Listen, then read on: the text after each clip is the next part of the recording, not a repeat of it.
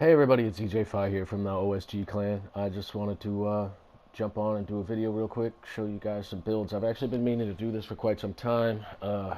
Since I noticed that the last build video I did was after TU6 first came out, and I've just been being lazy and haven't gotten around to it. So anyway, I'm going to run through some builds, show you guys what it is that I run in raids, what it is that I run in PvE, and I might even show you a PvP build or two. But I'm going to move through them real quick because there's a whole lot of them. So if you want to see exactly what it is, the ins and outs of each one, you'll just have to slow down the video and pause it. But I will make sure and show everything in every build. So let's get started. There's always three ways to reach me. You can reach me at zjayfi on YouTube, zjayfi on PSN, and also Zachary Finnefrock on Facebook.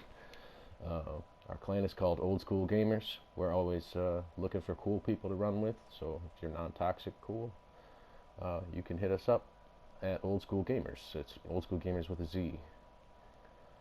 So let's see what we got here. This build, the Hardwired. This is a PvE build that's an absolute monster. It's all based around skill power. There's some damage to elites in there, but it's mostly based around skill power, weapon damage, skill duration. So you can go ahead and take a look at all this stuff right here. I put armor on kill in there so that when my seeker mines explode somebody, they heal me. That's the main healing method here. Running skilled to get the seekers right back. Destructive, extra explosive damage. Exotic glows does the same thing. 10% skill damage for each yellow you have. I have 15 yellows, so that's 150% plus 40% from those. Plus a lot of these mods, I believe, are explosive damage. There's a 5% explosive damage there. I believe my total explosive damage would probably be, with everything propped, over 200%, 250%, something like that. I don't know, we could figure it out real quick. It would be 78% plus 150% plus, I don't know, it's a lot. Yeah, it's closer to 250% if everything's procced and everything hits. The Seeker Mines are at 450,000 with the 92% damage. 5 extra mines and 194.4% skill haste. Has a 14-second cooldown, but I usually get them back right away with skilled. The trick with skilled is most of the time when you throw them out there, they don't go on cooldown for a few seconds. So you want to make sure that you actually throw the mines about 100 yards away from the people that you think it'll kill. That way they'll be on cooldown when they actually kill them, and then you'll have a chance with skilled. And of course the bleed hive. I got damage running in that, skill haste running in that, and extra charges. I got 15 charges that refill every 1.6 seconds. This thing comes right back like almost instantaneously. Since that affects bleed, you throw them out, that lights up your exotic gloves, and then you can throw your seeker mines for an incredible amount of damage. That's your primary offense. Your secondary offense is side-by-side custom P416s. Both have Sadist. One has Allegro. Oh, Rooted. I forgot about Rooted. Skill damage equipped by 25% when you're in cover and equipped for 10 seconds. So that's another 25%. That definitely brings us over 250% Seeker damage plus the damage that's already on them. Plus the specialization, explosive damage. Got the grenade launcher running at 12.5 million. This build hits really, really hard. You can solo exotic missions with this build, but you do have to be careful and patient, and you have to know the layout and where the enemies are going to come from. If you get caught off guard by a seeker drone or anything, you're pretty squishy. You only got 275k total health, so this is a lot of fun to run. You can really, really wreck some higher difficulty level solo missions. Let's see what else we got here. My tip of the spear. Run this in the raid sometimes. Obviously, it's crossbow. 83.2 is a pretty low number for an SVD, but it actually hits much harder than that, as we'll see in a little bit. 532.5 on that.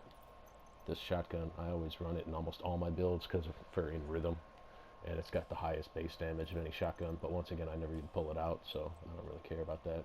It's all about the in rhythm. This one has perfect spotter, damage to elites, skill haste in there with pulse mod.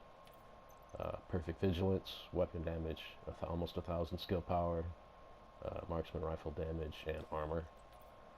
And of course, 40,000 health with skill power on the holster. I could probably do a little bit better, but I don't need it. I'm already as close as I want to be to 3,000. So this backpack I don't particularly care for. It was the only one I could find that had the skill power that I needed. Plus I had the right capacitive on it. I crafted a bunch of them and I couldn't come up with a good one. But I'm still working on that. Nevertheless, it remains functional. Got 11% marksman rifle damage in there with skill power, marksman rifle damage mods. And I put some health on here because I didn't need any more skill haste or skill power. The key to a good tip of the spear build, 100% pulse uptime. As you can see right there, the cooldown is 12 seconds, but the duration is 15. So my pulse is always up. And as we go through the raid, I'm constantly mashing my pulse button so that I get 100% pulse uptime. Remember that not only gives me an additional 20% because of my perfect spotter mask, but it gives my whole crew 20% extra damage to all enemies throughout the raid, including Razorback, Boomer, all the other bosses, Buddy and Lucy. So it's pretty important that you have 100% pulse uptime. Otherwise, you're missing out. Everybody in the whole team is missing out on 20% damage. I got side-by-side skill haste working in that. I think this just has a lot of extra heal. Yeah, an incredible amount of extra heal. I love tipping the spear. It's a fun skill build to run. This explosive build is mostly for drones. It's an anti-drone build that I had put together. But this is an explosive variant of it. I think the only difference between this and the AntiDrone, which I will show you guys in a little bit, is that this particular... What is the difference? Oh, the mods. This one has more explosive damage mods in it. This one has pulse mods in it. So yeah, we'll equip it real quick, and you'll see that this... Oh, this one has the flame turret in it for pitting ads. So if I'm ever running the demolitionist role in the raid, I can use this to pin the ads at their spawn locations, and then I can take out the dogs with this. And all the mods in this particular version are explosive damage mods. Yep.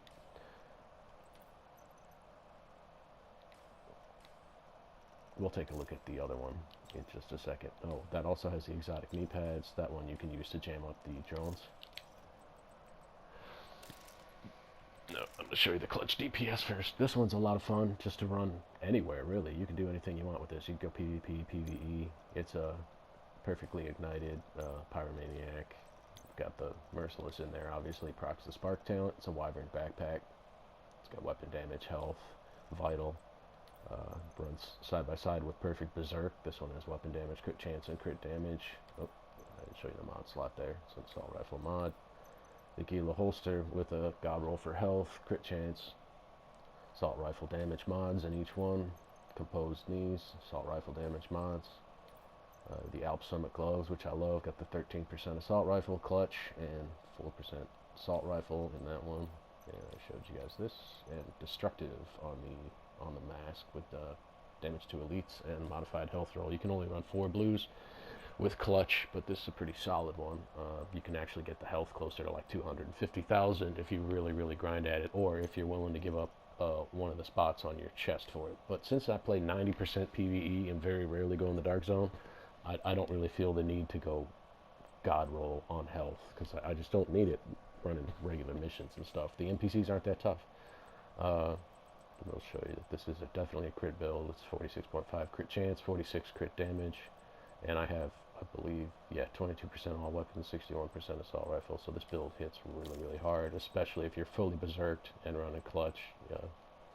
You can hit really hard with this build, and it's a lot of fun to run because it's self-healing. The blowback build, obviously, is a lot of fun to run. It's a critical hit build, so it's going to have strained for extra damage, critical hit damage. Let's see what we got here. Merciless, obviously, to proc spark. We have a lot of health on this backpack. Obviously, assault rifle weapon damage. You can't run the blue slots in a negotiator build because you're running clutch, but you still need crit chance there. You need berserk here. You need god roll health probably on this one because you won't be able to. Well, I guess you could put like an all red chest piece in there, but I didn't. this is the way I run it right now. I'm not going to spend a whole lot of time on this build because it's been nerfed pretty hard as of recently, but I think it's still a lot of fun to run in PvP. And you can pause and take a look at everything there. I think the only thing I have in these are just skill haste mods to bring it back faster. Yep, skill haste. And moving on. The anti-drone build that I was talking about a little bit earlier, I'll show you guys this one. The difference between this one and that one is that this one has mods to run the pulse in it. So there's pulse mods in all of these yellows. And then I'll show it to you. Oops. I'll show it to you piece by piece. This one has armor, weapon damage, destructive. We also have damage to elites, skill power, the perfect vigilance chest piece with 1,000 skill power. That's swiftly becoming my favorite talent, but more so than even Berserk. I love having that 25% extra weapon damage, and since they've nerfed Berserk down from 50%, originally 100%, I don't know, it just seems like it's, I don't know, seems like it's the more consistent choice. And we've got Perfectly Wicked in there. That'll proc every time you launch a merciless shot, and it goes explosive. Got Pyromaniac for extra weapon damage, plus vigilance and destructive. But what this build is really for is at Razorback, you can use your Jammer Pulse to take out the drones, and then when your Jammer Pulse is on cooldown, which is 20 seconds, this particular skill comes with a long cooldown, even with all that skill haste in there, as you can see. You could still use your exotic knee pads. By doing a cover to cover, you will get a disrupt of 10 meters, which is a free Jammer Pulse. So you can just cover to cover all around Razorback and destroy all the drones that it shoots out. And of course, you'll also have the additional fun of if someone shoots your armor off, you will launch a grenade back at them, and of course you'll have this, which hits a little bit less hard than in the other build because I don't have those explosive damage mods in there, but it's still a lot of fun. It's a fun build to run. I used to put Bloodlust in this one and stack a bunch of bonus armor with a 4-piece negotiators, but it just didn't hit hard enough on those gold bars at Razorback. So I switched it up, and this one works way better. This is just a standard Aces build. I'll take a quick look at it if you want, but everybody knows how to do an Aces. Once again, it's my favorite. Perfect Vigilance chest piece. It's all marksman rifle mods.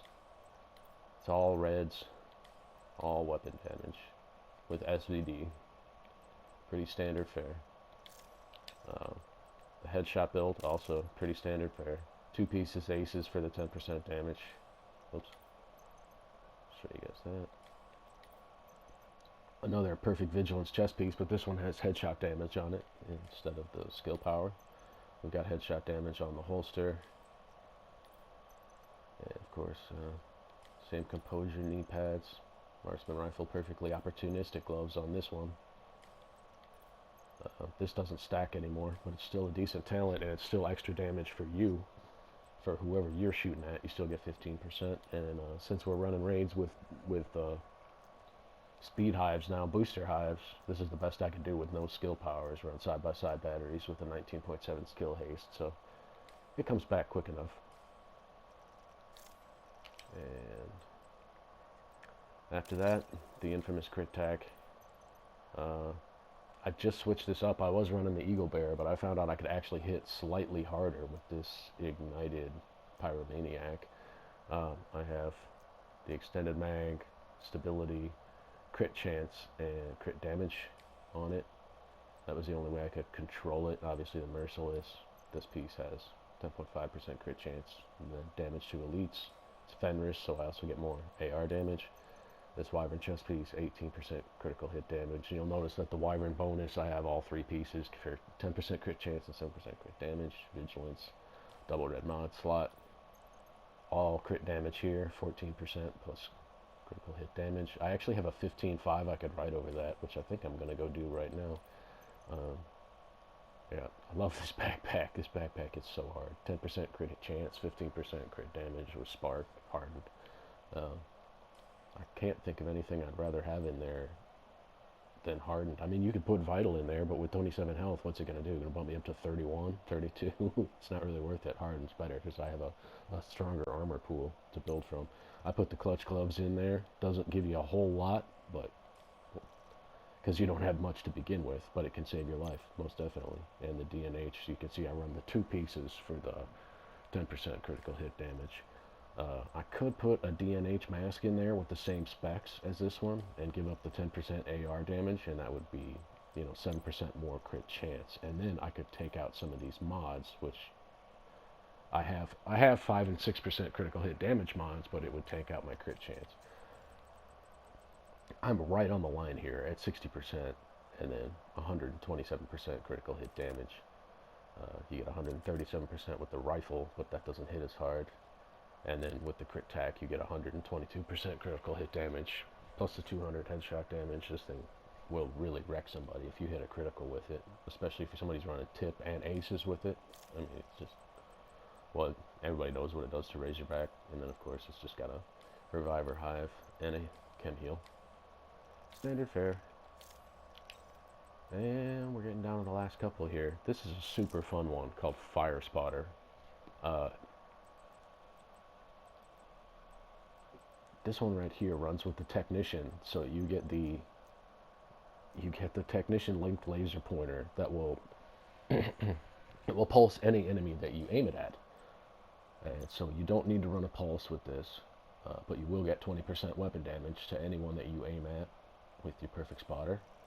You will get Perfect Berserk, plus 14% weapon damage, AR mods in all the slots, always. And then we've got a double health Gila. I thought about putting a Perfect Bloodlust in there, but I don't want to switch back and forth between the Merciless and that constantly, just for 15% more damage. We've got Destructive and Perfect Spark in there, plus the China Light gives us 10% more explosive damage, so when the Merciless Brutality hits, really hit them hard.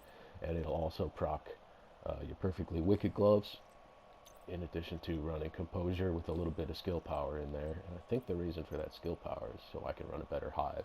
Correct, yes. I got side-by-side skill haste working, so I got only 90 seconds on that cooldown for the Hive, because this is a pretty slim build, and the way that you would play with it is going to be pretty face tanky. So yeah, it's a risky proposition, but it hits so hard.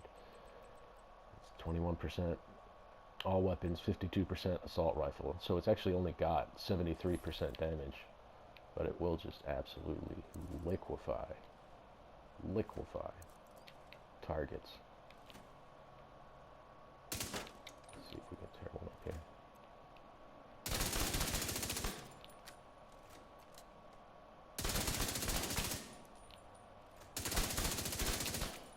Yeah, especially when you light somebody on fire, just affect them.